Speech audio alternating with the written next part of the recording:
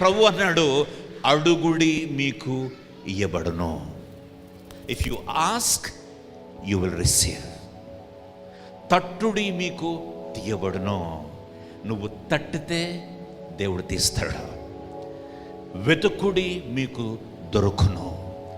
నువ్వు వెతికితే నీకు దొరుకుద్ది.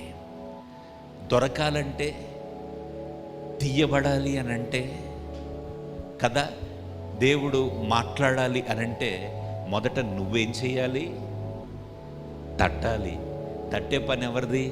మనది. అడగాలి. అడిగే పని ఎవరిది? మనది. వెతకాలి. వెతికే పని ఎవరిది? మనది. నీ పని నువ్వు చేస్తే దేవుడు తన పని తను చేస్తాడు. ఆమేన్, హల్లెలూయా.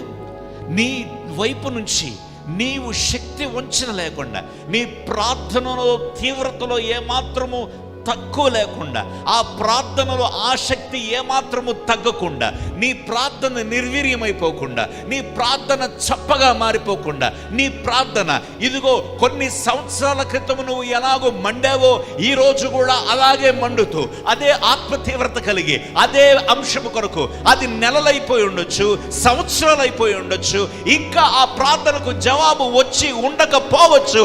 అయినా ఆ ప్రార్థనలో పట్టుదల, ఆసక్తి ఉన్నట్లయితే, ఏలియా మన వంటి స్వభావం కలిగిన మనుషుడే అయినా ఏలియా ప్రార్థించినప్పుడు 3.5 సంవత్సరములు ఆకాశ తూములు మూయబడిపోయాయి.